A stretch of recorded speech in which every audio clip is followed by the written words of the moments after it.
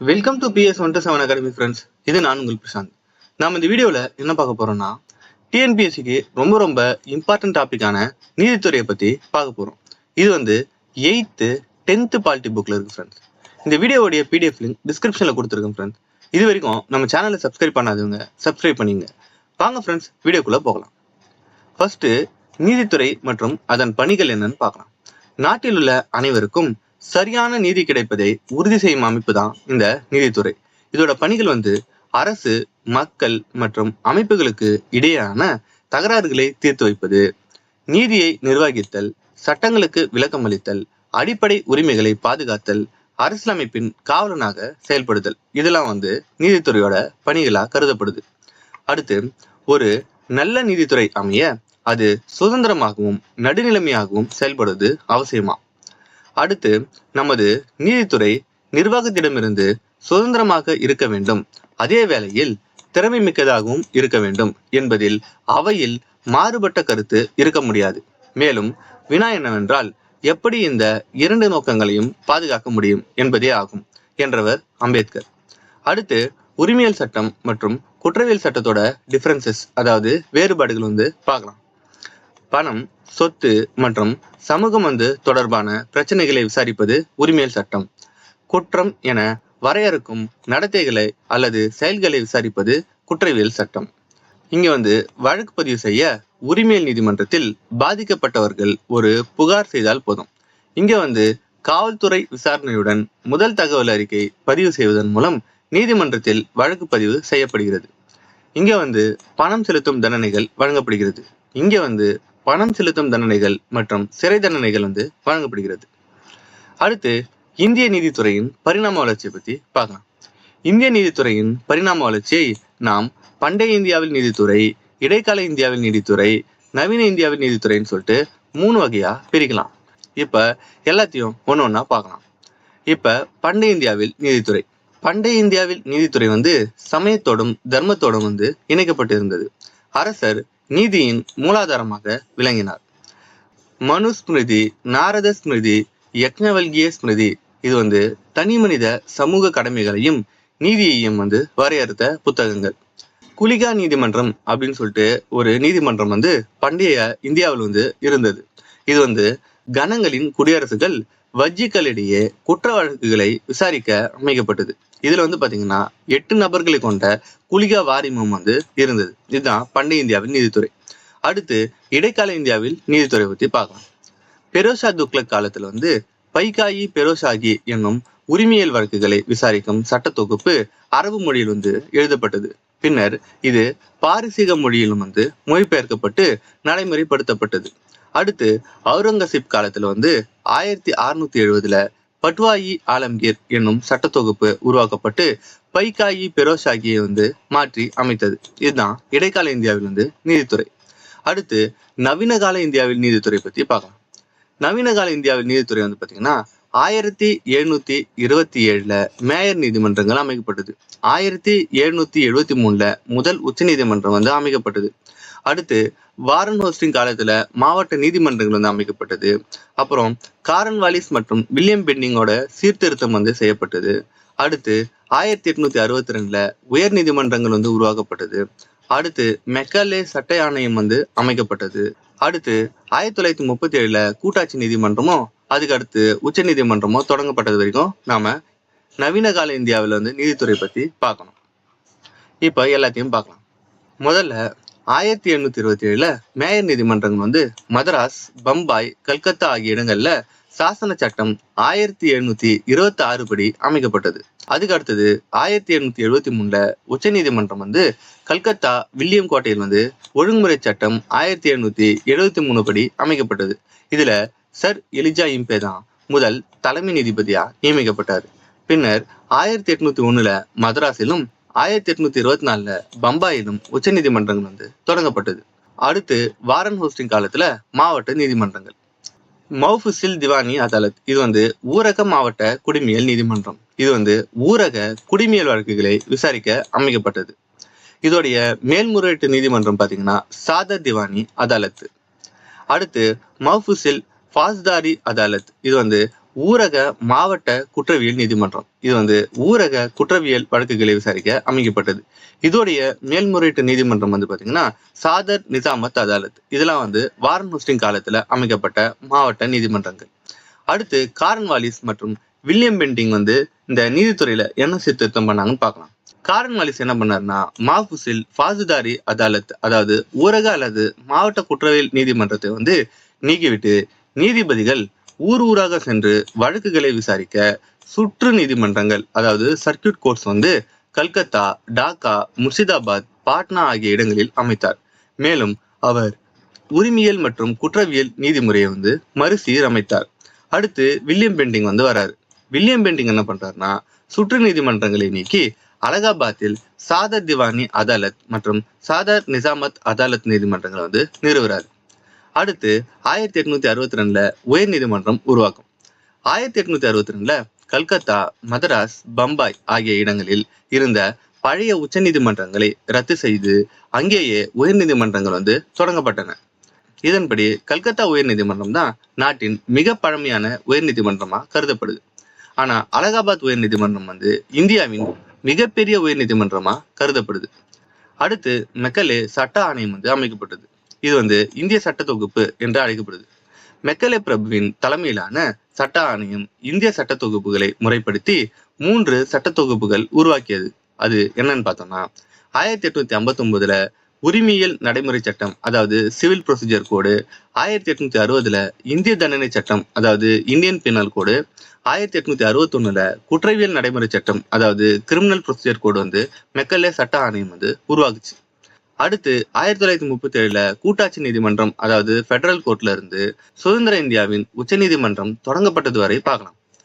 இந்திய அரசு சட்டம் 1935 படி 1937 கூட்டாட்சி நீதிமன்றம் டெல்லியில் வந்து அமைக்கப்பட்டது. இது அனைத்து நீதிமன்றங்களுக்கும் முதன்மை நீதிமன்ற பிரிவாக இருந்தது. எனினும் இதன் தீர்ப்பை எதிர்த்து இங்கிலாந்தில் உள்ள பிரிவி கவுன்சில் நீதிக்குழுவிடம் மேல்முறையீடு செய்யலாம் என்று இருந்தது. பின்னர் 1949 இந்தியா சுதந்திரம் பெற்றதால் பிரிவி கவுன்சில் நீதி வரையறை ஒழிப்பு சட்டத்தின்படி அதன் அதிகாரம் ரத்து செய்யப்பட்டது. பின்னர் 28 ஜனவரி 1950 டெல்லியில் உச்ச நீதிமன்றம் தொடங்கப்பட்டது. இதுதான் உச்ச நீதிமன்றம் தொடங்கின வரலாறு. இப்போ இந்திய நீதித்துறையின் பரிணாம வளர்ச்சியை பார்த்துட்டோம். அடுத்து நீதித்துறையும் இந்திய அரசியலமைப்பு பத்தி பார்க்கலாம். முதல்ல அரசியலமைப்பை உருவாக்கியவர்கள் பார்வையில் நீதித்துறை. அரசியலமைப்பை உருவாக்கியவர்கள் நீதிக்கே முக்கியத்துவம் கொடுத்தனர். ஆங்கிலேய ராஜ்ய காலத்தில் சட்டங்களும் நீதிமன்றங்களும் காலனி ஆதிக்கத்துக்கு ஏற்றாற்போல் அமைக்கப்பட்டிருந்தன. அதை மாற்ற நமது அரசியலமைப்பை உருவாக்கியவர்கள் நீதிமன்றத்திற்கு சுதந்திரமாக செயல்படும் அதிகாரத்தையும் நீதிமன்ற மறு ஆய்வு அதிகாரத்தையும் வழங்கினர்.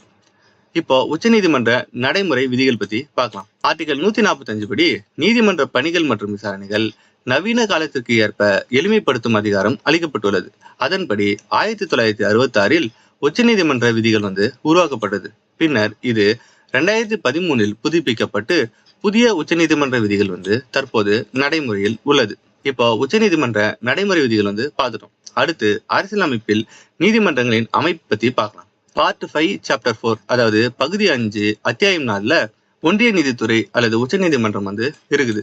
அடுத்து பார்ட் 6 சாப்டர் 5, அதாவது பகுதி 6 அத்தியாயம் 5 உயர் நீதிமன்றங்கள் வந்து உள்ளது. அடுத்து பார்ட் 6 சாப்டர் 6, அதாவது பகுதி 6 அத்தியாயம் 6 துணை நீதிமன்றங்கள் வந்து உள்ளது. இப்ப இந்திய நீதித்துறைகள் வந்து எந்த பகுதியில எந்த அத்தியாயத்துல வந்து இருக்குதுன்னு பார்த்துட்டோம். அடுத்து பிரெஞ்சு தத்துவஞானி மாண்டெஸ்கோவின் கோட்பாடு வந்து பார்க்கலாம். மாண்டெஸ்கோ வந்து சுதந்திரமான நீதித்துறை என்ற கருத்தை முதலில் முன்மொழிந்தார். சட்டமன்றம், நிர்வாகம், நீதித்துறை என்ற 3 பிரிவுகளாக அரசாங்கம் செயல்பட வேண்டும் என்ற அதிகார பகிர்வு கோட்பாட்டில் அவர் நம்பிக்கை கொண்டிருந்தார்.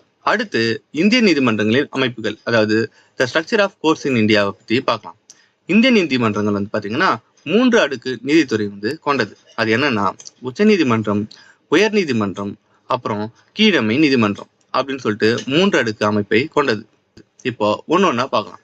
உச்ச நீதிமன்றம் அனைத்து நீதிமன்றங்களையும் கட்டுப்படுத்தும். அடிப்படை உரிமை பெற நீதி பேராணைகள் பிறப்பிக்கும். உயர் நீதிமன்ற நீதிபதிகளை இடமாற்றம் செய்யும். எந்த ஒரு நீதிமன்ற வழக்கையும் தன் கட்டுப்பாட்டிற்குள் கொண்டு வரும். ஒரு மாநில உயர் நீதிமன்ற வழக்கை மற்றொரு மாநில உயர் நீதிமன்றத்திற்கு மாற்றும். இது மரண தண்டனை அல்லது ஆயுள் தண்டனை வரை விதிக்கும். இது உயர்நீதிமன்றம் அளித்த தண்டனையை குறைக்கும், அதிகரிக்கும், ரத்து செய்யும் அதிகாரம் கொண்டது. அடுத்து உயர்நீதிமன்றம். உயர்நீதிமன்றம் பாத்தீங்கன்னா மாநில எல்லைக்குட்பட்ட குறிப்பிட்ட நேரடி வழக்குகளையும் மேல்முறையீட்டு வழக்குகளையும் விசாரிக்கும். அடிப்படை உரிமை பெற நீதி பேராணைகள் பிறப்பிக்கும். அதே மாதிரி மாவட்ட நீதிபதிகளை இடமாற்றம் செய்யும். கீழ் நீதிமன்றங்களை கண்காணிக்கும் மற்றும் கட்டுப்படுத்தும். இந்த கண்காணிக்கும் அதிகாரம் உச்ச நீதிமன்றத்துக்கு நேரடியா இல்ல. மூகாந்திரம் உள்ள போது மாநில எல்லைக்குட்பட்ட எந்த ஒரு நீதிமன்ற வழக்கையும் தன் கட்டுப்பாட்டிற்குள் கொண்டு வரும். வழக்கை ஒரு மாவட்டத்திலிருந்து மற்றொரு மாவட்டத்திற்கு மாற்றும். இது பாத்தீங்கன்னா மரண தண்டனை அல்லது ஆயுள் தண்டனை வரை விதிக்கும். இது கீழ் நீதிமன்றம் அளித்த தண்டனையை குறைக்கும், அதிகரிக்கும், ரத்து செய்யும் அதிகாரம் கொண்டது. அடுத்து கீழமை நீதிமன்றம். இதை மாவட்ட நீதிமன்றம் மற்றும் துணை நீதிமன்றம் என இரு வகையாக பிரிக்கலாம். இப்ப மாவட்ட நீதிமன்றம் பத்தி பார்க்கலாம். மாவட்ட நீதிமன்ற நீதிபதிகளை ஆளுநர் உயர் நீதிமன்றத்துடன் கலந்து ஆலோசித்து நியமிப்பார்.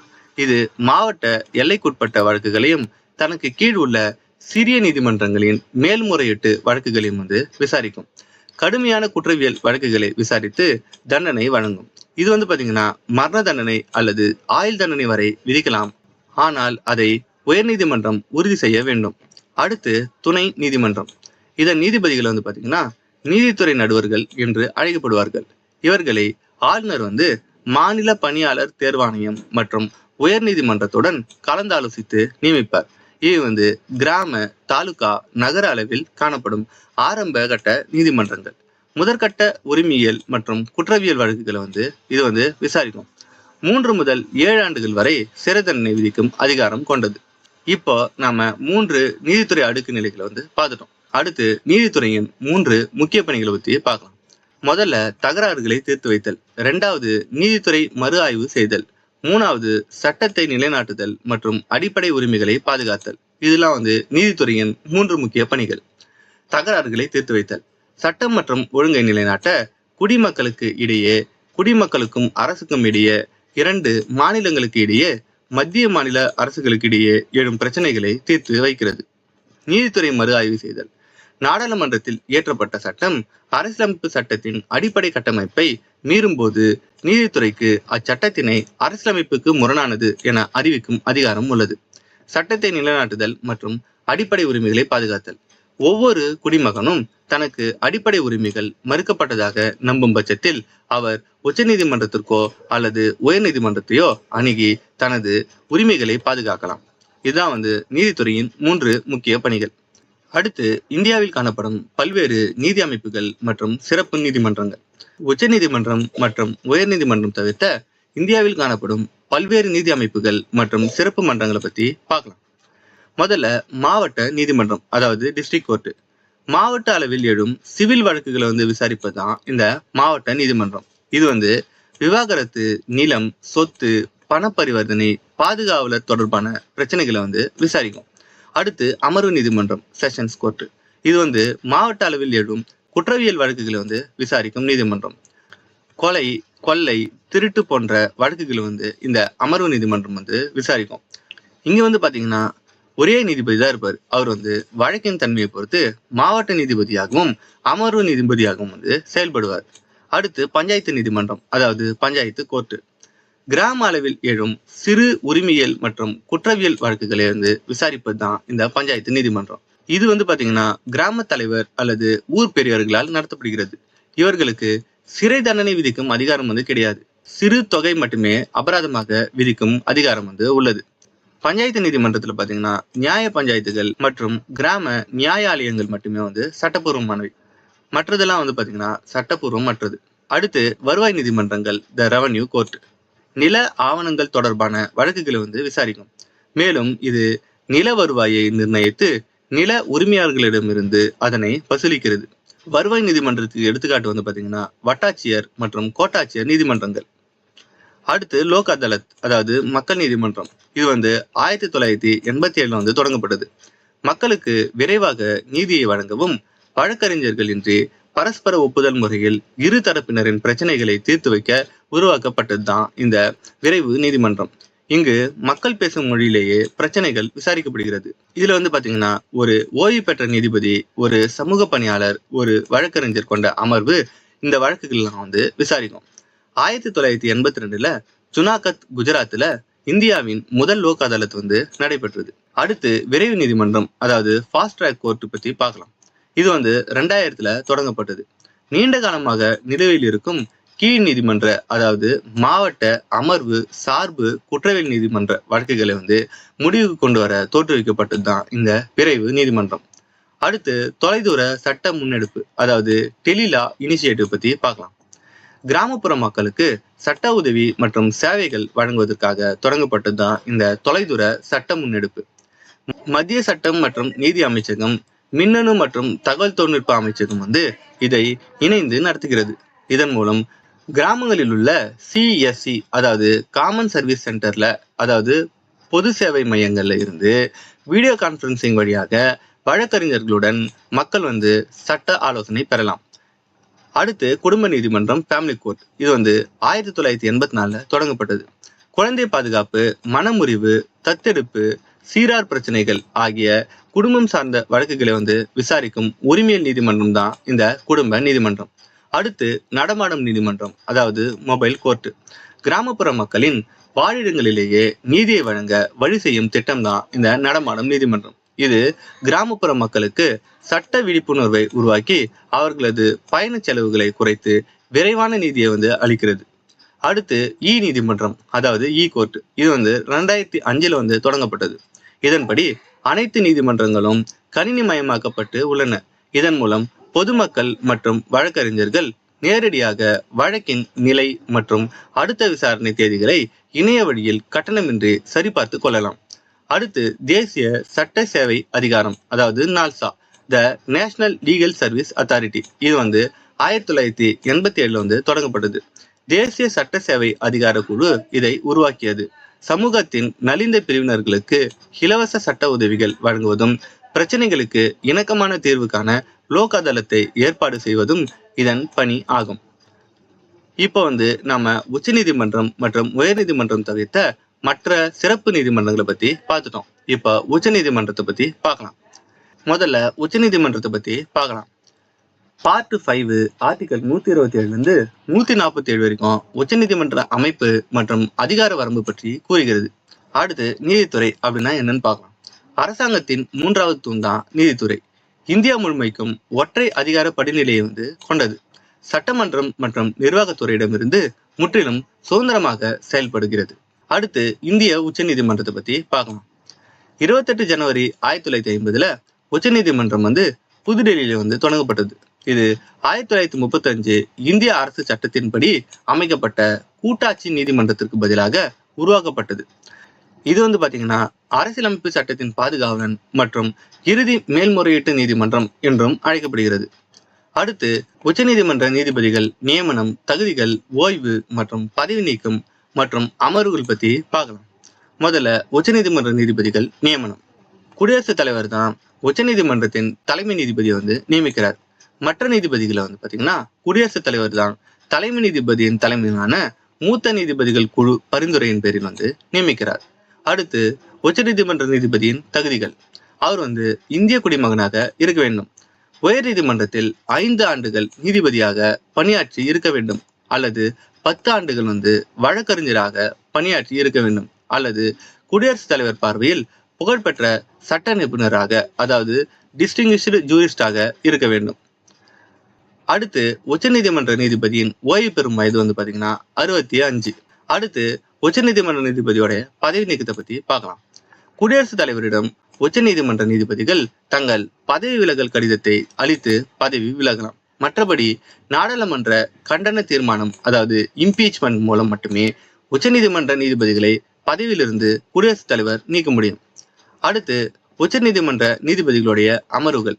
இவர்களுக்கு புதுடெல்லியில நிரந்தர அமர்வு உள்ளது. எனினும் குடியரசுத் தலைவர் ஒப்புதலுடன் தலைமை நீதிபதி இந்தியாவின் பிற இடங்களிலும் அமர்வுகளை நடத்த முடியும். அடுத்து உச்ச நீதிமன்ற நீதிபதிகளின் எண்ணிக்கையை பத்தி பார்க்கலாம். 1950ல தலைமை நீதிபதி உட்பட 8 நீதிபதிகள் தான் உச்ச நீதிமன்றத்துல நீதிபதிகளா இருந்தாங்க.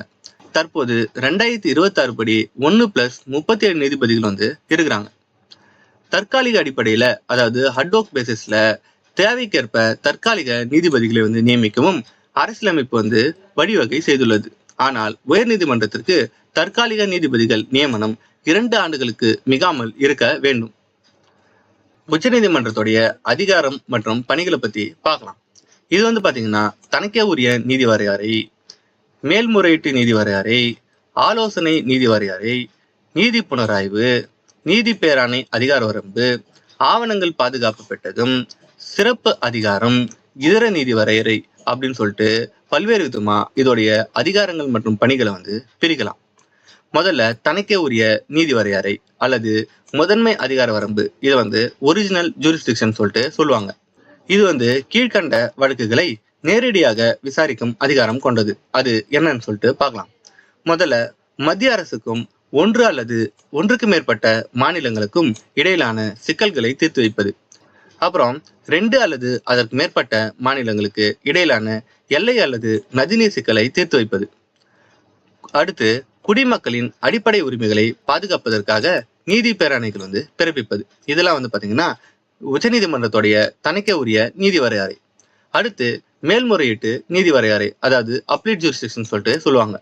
உச்சநீதிமன்றம் வந்து நாட்டின் இறுதி மேல்முறையீட்டு நீதிமன்றமாகும். உயர் நீதிமன்றங்கள் உரிமையியல், குற்றவியல் மற்றும் அரசியலமைப்பு சார்ந்த வழக்குகளில் அளிக்கும் தீர்ப்புகளுக்கு எதிராக உச்ச நீதிமன்றத்தில் வந்து நாம மேல்முறையீடு செய்யலாம்.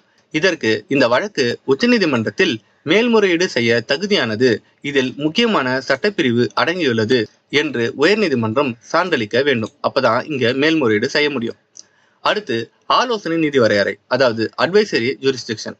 ஆர்டிகல் 143 படி குடியரசுத் தலைவர் வந்து சட்டம் அல்லது உண்மை மீது விளக்கம் பெற விரும்பினால் உச்சநீதிமன்றம் அதற்கு விளக்கமளிக்க கடமைப்பட்டுள்ளது. ஆனால் அதை ஏற்க வேண்டிய கட்டாயம் குடியரசுத் தலைவருக்கு இல்லை. உயர்நீதிமன்றத்துக்கு இந்த ஆலோசனை வழங்கும் அதிகாரம் இல்லை.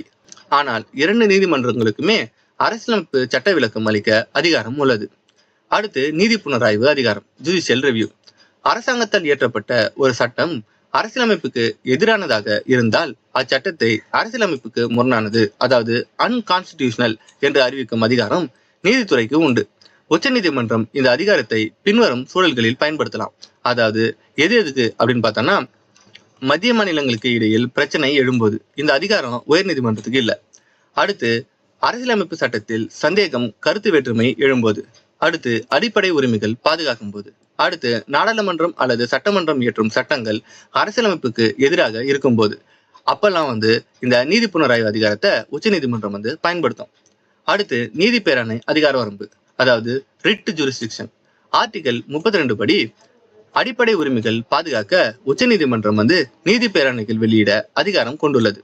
அடுத்து ஆவணங்கள் பாதுகாப்பு பெட்டகம், அதாவது கோர்ட் ஆஃப் ரெக்கார்ட். ஆர்டிகல் 129 படி உச்ச நீதிமன்றம் அதன் தீர்ப்புகள், நடவடிக்கை பதிவுகளை பராமரிக்கிறது மற்றும் அதன் முடிவுகள் கீழ் நீதிமன்றங்களை கட்டுப்படுத்துகிறது. இதனால உச்ச நீதிமன்றம் ஆவணங்கள் நீதிமன்றமாகவும் உள்ளது. அடுத்து சிறப்பு அதிகாரம், அதாவது ஸ்பெஷல் பவர்ஸ் பத்தி பார்க்கலாம். ஆர்டிகல் 136 ஸ்பெஷல் லீவ் பெட்டிஷன் எஸ்எல்பின்னு சொல்லிட்டு சொல்லுவாங்க. இதன்படி ஒரு வழக்கை உச்ச நீதிமன்றத்தில் மேல்முறையீடு செய்ய உயர் நீதிமன்றம் சான்றளிக்காவிட்டாலும் வழக்கில் பெரும் அநீதி இழைக்கப்பட்டிருப்பதாக உச்ச நீதிமன்றம் கருதினால் அதை எடுத்து விசாரிக்கலாம். பாதுகாப்பு கருதி கீழ் நீதிமன்ற வழக்குகளை ஒரு மாநிலத்திலிருந்து மற்றொரு மாநிலத்திற்கு மாற்றும் அதிகாரமும் உச்ச நீதிமன்றத்துக்கு உண்டு. அடுத்து இதர நீதி வரையறை, அதாவது மிஸ்லீனியஸ் ஜூரிஸ்டிக்ஷன். உச்ச நீதிமன்றம் பிறப்பிக்கும் எந்த ஒரு ஆணையும் அனைத்து நீதிமன்றங்களையும் கட்டுப்படுத்தும். குடியரசுத் தலைவர் ஒப்புதலுடன் நீதிமன்ற நடைமுறைகள் மற்றும் விதிமுறைகளை உருவாக்கும் அதிகாரம் உச்ச நீதிமன்றத்துக்கு உண்டு. இப்ப உச்ச நீதிமன்றத்தை பத்தி பார்த்துட்டோம். அடுத்து உயர் நீதிமன்றத்தை பத்தி பார்க்கலாம். பார்ட் 6 ஆர்டிகல் 214 இருந்து 231 வரைக்கும் உயர்நீதிமன்ற அமைப்பு மற்றும் அதிகார வரம்புகள் பத்தி கூறுகிறது.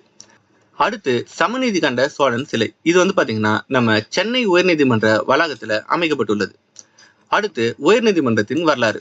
26 ஜூன் 1862 விக்டோரியா மகாராணியின் காப்புரிமை சட்டம், அதாவது பேட்டன்ட் லெட்டர் படி கொல்கத்தா, பம்பாய், சென்னை ஆகிய இடங்களில் உயர்நீதிமன்றங்கள் வந்து தொடங்கப்பட்டது. 1950 அரசியலமைப்பு சட்டத்திற்கு பிறகு இவை அமைந்துள்ள மாநிலங்களின் மிக உயர்ந்த நீதிமன்றங்களாக இவை மாறின. இப்போ சென்னை உயர்நீதிமன்றம் கட்டட தொடர்பு பத்தி பார்க்கலாம். இந்தோ சார்சானி கட்டடக்கலை பாணியில் நம்ம சென்னை உயர்நீதிமன்றம் வந்து கட்டப்பட்டிருக்குது. உலகிலேயே லண்டனுக்கு அடுத்தபடியாக 2வது பெரிய நீதித்துறை வளாகத்தை கொண்டதுதான் நம்ம சென்னை உயர்நீதிமன்றம். அடுத்து 7வது சட்ட திருத்தம் 1956. அரசியலமைப்பு படி ஒவ்வொரு மாநிலத்திற்கும் ஒரு உயர்நீதிமன்றம் இருக்கணும். ஆனா 7வது சட்ட திருத்தம் 1956 படி 2 அல்லது அதற்கு மேற்பட்ட மாநிலங்களுக்கு அல்லது யூனியன் பிரதேசங்களுக்கு ஒரு பொதுவான உயர்நீதிமன்றம் அமைக்க நாடாளுமன்றத்திற்கு அதிகாரம் உள்ளதுன்னு சொல்லிட்டு சொன்னாங்க. உதாரணமாக சண்டிகர் உயர்நீதிமன்றம் வந்து பஞ்சாப், ஹரியானா மாநிலங்களுக்கும் சண்டிகர் யூனியன் பிரதேசத்துக்கும் வந்து பொதுவா அமைஞ்சிருக்குது. அதே மாதிரி கவுகாத்தி உயர்நீதிமன்றம் வந்து அசாம், நாகாலாந்து, மிசோரம் மற்றும் அருணாச்சல பிரதேசம் ஆகிய 4 வடகிழக்கு மாநிலங்களுக்கு பொதுவா அமைஞ்சிருக்குது. இதன் கிளைகள் வந்து பாத்தீங்கன்னா இட்டாநகர், கோஹிமா, ஐஸ்வால் ஆகிய இடங்களில் வந்து அமைஞ்சிருக்குது. அடுத்து சென்னை உயர்நீதிமன்றம், இதுவும் பாத்தீங்கன்னா தமிழகம் மற்றும் புதுச்சேரிக்கு பொதுவா அமைஞ்சிருக்குது. 2004ல சென்னை உயர்நீதிமன்றத்தின் மதுரை கிளை வந்து புதுசா தொடங்கினாங்க. அடுத்து டெல்லி மற்றும் ஜம்மு, இது ரெண்டும் யூனியன் பிரதேசமாக இருந்த போதும் இவை வந்து தனக்கென்று சொந்தமாக உயர்நீதிமன்றத்தை வந்து கொண்டுள்ளன. அடுத்து உயர்நீதிமன்ற நீதிபதிகளின் எண்ணிக்கை மற்றும் உயர்நீதிமன்றங்களின் எண்ணிக்கை பத்தி பார்க்கலாம். குடியரசுத் தலைவர் வந்து மாநிலத்தின் அளவுக்கேற்ப உயர்நீதிமன்ற நீதிபதிகளின் எண்ணிக்கையை வந்து தீர்மானிக்கிறார். மொத்தம் 25 உயர்நீதிமன்றங்கள் வந்து தற்போது இந்தியாவில் வந்து உள்ளது. ஃப்ரெண்ட்ஸ், இப்ப உச்சநீதிமன்றத்தை பத்தி நான் ஏற்கனவே வந்து சொல்லியிருக்கேன். இப்போ உயர்நீதிமன்றத்தையும் அது கூட கம்பேர் பண்ணி படிங்க. அப்பதான் உங்களுக்கு படிச்சது கொஞ்சம் தெளிவா விளக்கம் வந்து புரியும். ஓகே ஃப்ரெண்ட்ஸ், அடுத்து உயர்நீதிமன்ற நீதிபதிகள் நியமனம், தகுதிகள், ஓய்வு மற்றும் பதவி நீக்கம், அப்புறம் அமர்வுகள் பத்தி பார்க்கலாம். முதல்ல நியமனம்.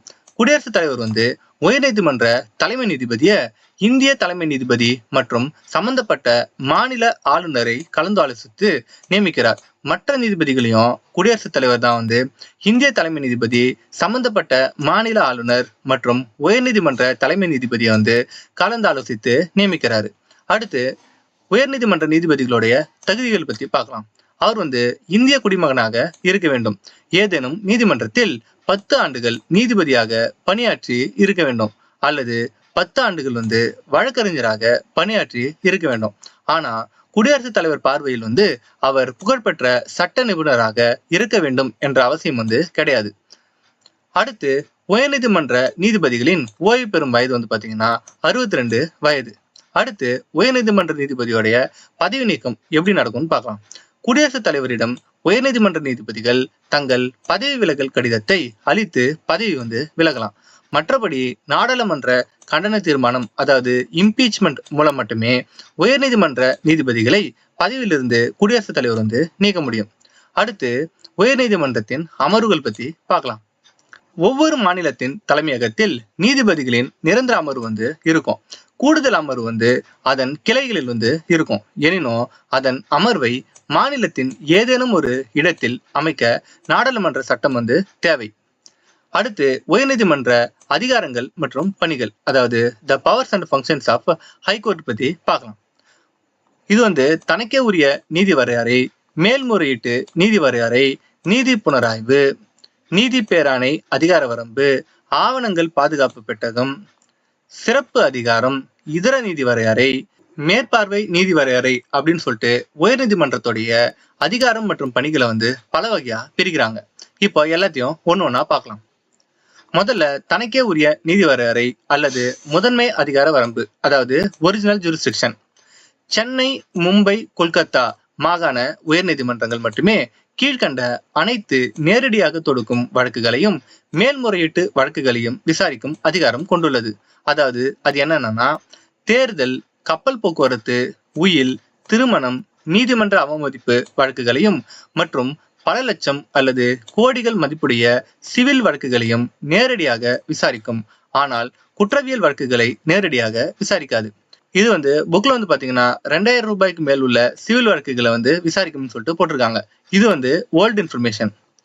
மற்ற மாகாண உயர்நீதிமன்றங்கள் மேற்கண்ட வழக்குகளில் 1, 2 தவிர்த்து பெரும்பாலும் மேல்முறையீட்டு வழக்குகளை மட்டுமே விசாரிக்கும்.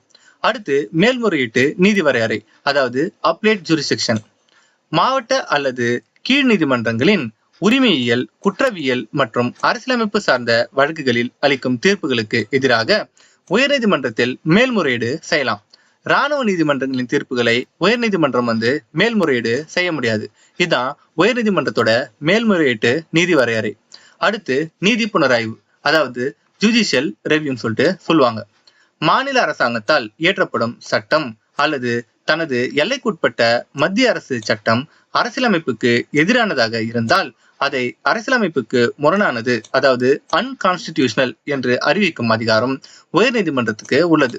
உயர்நீதிமன்றம் இந்த அதிகாரத்தை மாநில எல்லைக்குட்பட்ட பகுதிகளுக்கு மட்டும் பின்வரும் சூழல்களில் பயன்படுத்துகிறது. அது என்னன்னா, அரசியலமைப்பு சட்டத்தில் சந்தேகம், கருத்து வேற்றுமை எழும்போது, அதாவது இது மாநிலத்துக்கு உள்ள இந்தியா முழுமைக்கும்னா உச்சநீதிமன்றம் விளக்கம் தேவை. அதுக்கு அடுத்தது அடிப்படை உரிமைகள் பாதுகாக்கும் போது, நாடாளுமன்ற அல்லது சட்டமன்ற சட்டங்கள் அரசியலமைப்புக்கு எதிராக இருக்கும்போது, இந்த சூழ்நிலைகள் எல்லாம் உயர்நீதிமன்றம் நீதி புனராய்வு செய்யும்.